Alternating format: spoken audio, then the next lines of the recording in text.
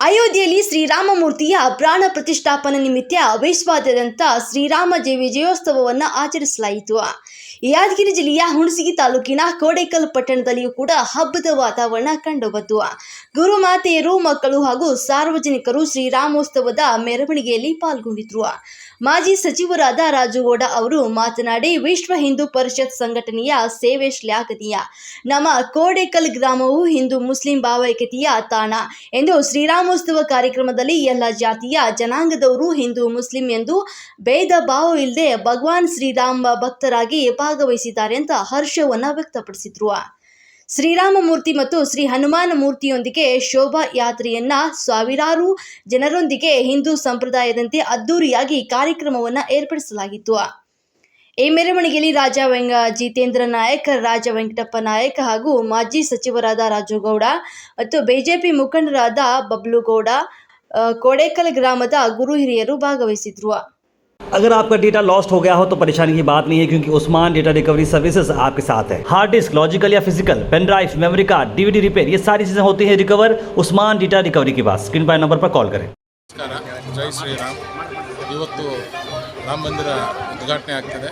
ನಮ್ಮ ನೆಚ್ಚಿನ ಪ್ರಧಾನಮಂತ್ರಿ ನರೇಂದ್ರ ಮೋದಿಯವರು ಮತ್ತು ಹಲವಾರು ಗುರು ಹಿರಿಯರು, ಗುರುಗಳು ಒಂದೆಲ್ಲರ ನೇತೃತ್ವದಲ್ಲಿ ಇವತ್ತು ರಾಮ ಮಂದಿರ ಉದ್ಘಾಟನೆ ಆಗ್ತದೆ. ಇನ್ನೇನು 10-12 ನಿಮಿಷದಲ್ಲಿ ಆ ಒಂದು ಖುಷಿಯ ಸಂದರ್ಭ ನೋಡ್ಬೇಕಂತ ಎಲ್ಲರೂ ಕೋಡೇಕಲ್ಲಲ್ಲಿ ಇವತ್ತೆಲ್ಲ ತಾಯಿಯಂದಿರು, ಸಾವಿರಾರು ಸಂಖ್ಯೆಯಲ್ಲಿ ತಾಯಿಯಂದಿರು, ತಂಗಿಯಂದಿರು ಮತ್ತು ಎಲ್ಲ ಅಣ್ಣ ತಮ್ಮರು ಬಂದು ಸೇರಿದ್ದೇವೆ ಕೋಡೇಕಲ್ ಬಸವೇಶ್ವರ ದೇವಸ್ಥಾನದಲ್ಲಿ.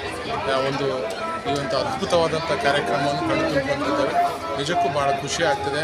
ಅಯೋಧ್ಯೆಯಲ್ಲೇ ಇದ್ದಂಥ ಒಂದು ಆಭಾಸ ಆಗ್ತದೆ. ಇವತ್ತು ನಿಜಕ್ಕೂ ಭಾಳ ಖುಷಿಯ ವಿಚಾರ.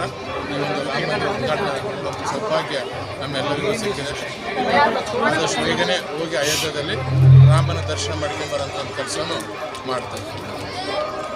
ಅಣ್ಣ, ಎಲ್ಲಿಂದ ಸ್ಟಾರ್ಟ್ ಮಾಡಿದ್ರಣ್ಣ? ಇದು ಮಹರ್ಷಿ ವಾಲ್ಮೀಕಿ ದೇವಸ್ಥಾನದಲ್ಲಿ ಪೂಜೆ ಮಾಡಿ ಅಲ್ಲಿಂದ ಸ್ಟಾರ್ಟ್ ಮಾಡಿದ್ವಿ.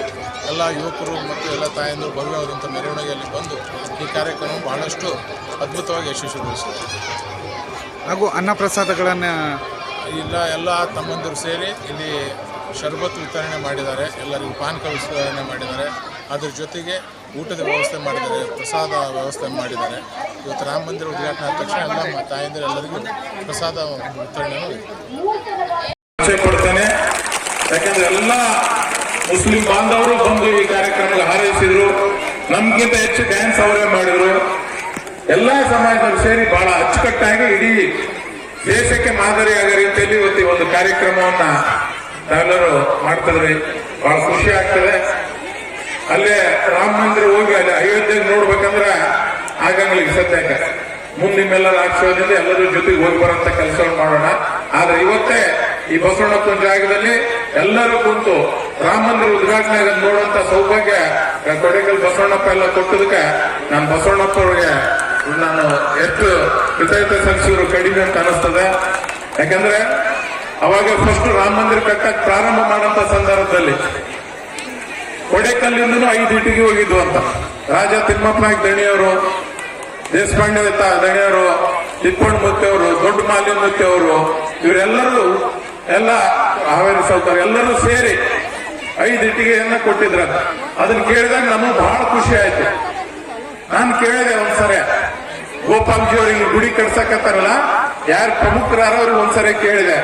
ಮನಸ್ಸು ಮಾಡಿದ್ರೆ ನರೇಂದ್ರ ಮೋದಿ ಸಾಹೇಬರು ಒಬ್ಬರೇ ದೇವಸ್ಥಾನ ಕಟ್ಸ್ಬೋದಾಗಿತ್ತಲ್ಲ. ಪ್ರತಿಯೊಬ್ಬ ಹಿಂದೂನು, ಪ್ರತಿಯೊಬ್ಬ ಭಾರತನು ಒಂದೊಂದು ರೂಪಾಯಿನೇ ಕೊಡ್ಲಿ.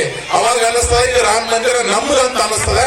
ಅದಕ್ಕೋಸ್ಕರ ಅಂತೇಳಿ ಕೆಲವು ಜನ ಇವಾಗ ಹೇಳ್ತಾರಲ್ಲ, ಇದನ್ನ ದೇವಸ್ಥಾನ ಕಟ್ಟಿಬಿಟ್ರು, ಇದ್ರಾಗ ಎಷ್ಟೋ ಸ್ಕೂಲ್, ಇದ್ರಾಗ ಸರ್ಕಾರಿ ಗೌರ್ಮೆಂಟ್ ಇಂದ 1 ರೂಪಾಯಿನೂ ಇದಕ್ಕೆ ಬಂದಿಲ್ಲ. ಎಲ್ಲ ಭಾರತ ದೇಶರುವಂತ ಎಲ್ಲ ಹಿಂದೂಗಳು ಸೇರಿಸಿ ಕೊಟ್ಟಂತ ದುಡ್ಡಿನಲ್ಲಿ ಈ ರಾಮ ಮಂದಿರ ನಿರ್ಮಾಣ ಆಗತ್ತದ. ಈ ರಾಮ ಮಂದಿರ ಏನೋ ಸರ್ಕಾರಿ ದುಡ್ಡಲ್ಲಿ ಆಗ್ತಿಲ್ಲ, ಎಲ್ಲಾ ಹಿಂದೂಗಳು ಕೊಟ್ಟಿದ್ದಾರೆ. ಎಷ್ಟು ದುಡ್ಡು ಕೊಟ್ಟಾರೆ ಅಂತಂದ್ರೆ, ಮೊದಲನೇ ಮಾಡಿ ಆಗ್ಬೇಕಾದ್ರೆ ಬರೀ ಆ ದುಡ್ಡು ಡಿಪಾಸಿಟ್ ಬ್ಯಾಂಕ್ನಾಗ ಇಟ್ಟಾಗ ಅದ್ರ ಬಡ್ಡಿ ದುಡ್ಡಿಂದ ಇವತ್ತು ಇಷ್ಟೊಂದು ದೊಡ್ಡ ಭವ್ಯ ಮಂದಿರ ಕಟ್ಟಂತಂದ್ರೆ. ಈ ಕಾರ್ಯಕ್ರಮದ ಸಹಪ್ರಾಯೋಜಕರು ಕಲಬುರಗಿ ಫ್ಯಾಮಿಲಿ ರೆಸ್ಟೋರೆಂಟ್. ರುಚಿಯಾದ ಊಟ ಸೇವಿಸಲು ಒಮ್ಮೆ ಭೇಟಿ ನೀಡಿ. Humnabad main road, mother Teresa ಆಸ್ಪತ್ರೆ ಎದುರುಗಡೆ, ಕಲಬುರಗಿ.